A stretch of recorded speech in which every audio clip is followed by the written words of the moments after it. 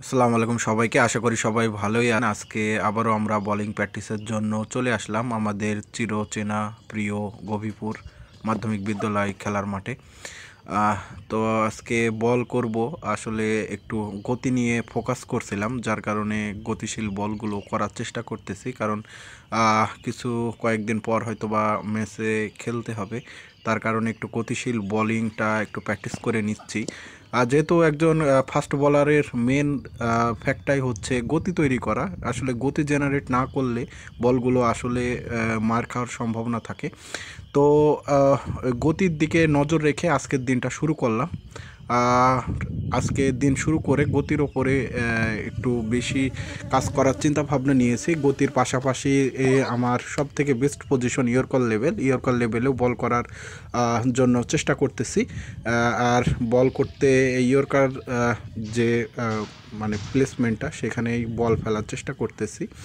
আর finally গতি নিয়ে কাজ করতে নতুন একটা অভিজ্ঞতা হলো, কারণ বেশিরভাগ এখনকার সময়ে যারা আমরা বল করে থাকি, বিশেষ করে ম্যাচে গিয়ে আর ভালো মতো বল করতে পারতেছি না, গতিটা কাঙ্ক্ষিত জেনারেট হচ্ছে না, যার কারণে অতিরিক্ত রান চলে আসছে। এই জন্য গতির দিকে আমি ফোকাসটা একটু বেশিই দিচ্ছি এবং লাইন এবং লেন্থটা ঠিক রেখে বল করার চেষ্টা করতেছি। আলহামদুলিল্লাহ ভালো একটা ফিডব্যাক পাচ্ছি। আজকে ডে 4-এর বলিং প্র্যাকটিসটা শুরু করে দিলাম।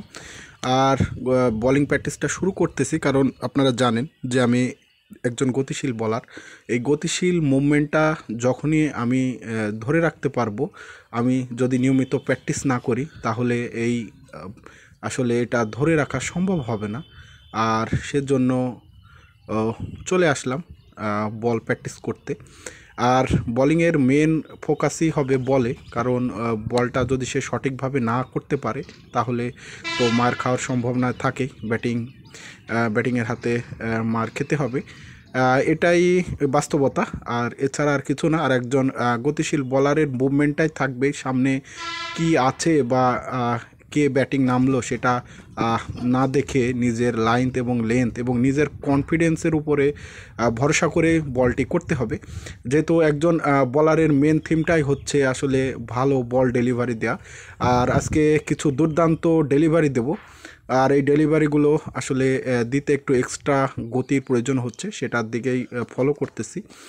আর আপনারা জানেন তাঁতিপাড়া এক্সপ্রেস কখনোই কোনো ব্যাটিংয়ের কাছে আসলে নিজের গতিকে কমায় না, বরঞ্চ গতি সবসময় বাড়িয়েই তোলে। আর নতুন নতুন ভেরিয়েশন সৃষ্টি করে যাতে ব্যাটিংয়ের মনে কাঁপুনি উঠে পড়ে। আর আমরা যারা বল করে থাকি, আমরা সবসময় একটা জিনিস মাথায় রাখবো যে একজন ব্যাটিং যখন ব্যাট করে সে কিন্তু সব সময় মাথা ঠান্ডা করে সুন্দরভাবে চিন্তাভাবনা করেই কিন্তু শটগুলো খেলে এবং মনটাকে স্থির রাখে।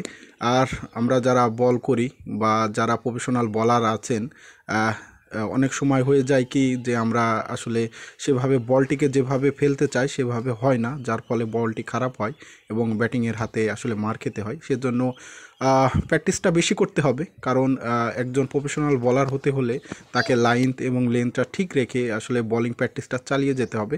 আর যত ভালো ফলোথ্রু হবে ততই আপনার বলে আপনি পেজ জেনারেট করতে পারবেন। একজন বলিংয়ের মেন ফোকাসটা হচ্ছে তার আর যে ফলোথ্রুটা যদি ক্লিয়ার হয়ে যায় আসলে আর কোনো ব্যাটিংয়ের আর কিছুই করার থাকে না। আর পাশাপাশি বলের গতি এবং লাইন লেন্থটাও ঠিক রাখতে হবে, কারণ বেশিরভাগ সময় আমরা আমাদের কাঙ্ক্ষিত যে গতির বল আমরা করে থাকি, অনেক সময় আমরা সেভাবে বল করতে পারি না। বিশেষ করে আমি এখন গতির দিকেই একটু ফোকাস দিচ্ছি, কারণ এক্সট্রা একটু ফোকাস দিলে আসলে বলটা ভালো হবে আমার মনে হয়। কারণ গতিটাই হচ্ছে মেন। আপনি যে বলে বল করুন না কেন, ক্রিকেট বল, টেনিস বল বা ডিউস বল বা মারুতি বল, এগুলোতে যে বলেই আপনি বল করুন না কেন আপনার ফোকাসটা হবে বলটাকে সুন্দরভাবে রিলিজ করা পর্যন্ত, যে থ্রো করা বা রিলিজ করা পর্যন্ত আপনার মুভমেন্টটা ধরে রাখা। আসলে মুভমেন্ট না ধরে রাখতে পারলে একজন বলার কখনোই সফল হতে পারে না। আর সফল হতে চাইলে প্র্যাকটিস আপনাকে করতেই হবে, কারণ প্র্যাকটিসের বিকল্প নেই। আপনি যত অনুশীলন করবেন বিশ্বাস করেন আপনার বলিংয়ের স্পিড এবং গতি দুইটাই বাড়বে।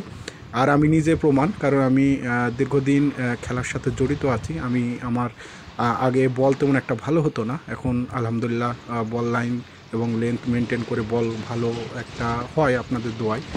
আর তাঁতিপাড়া এক্সপ্রেস তার মূল লক্ষ্যই করে নিয়েছে যে সামনে যে ব্যাটিংই থাকুক না কেন তার যে মানে এক্সপ্রেস ডেলিভারি সেটাই হবে, কোনো ব্যাটিং আর ছাড় পাবে না।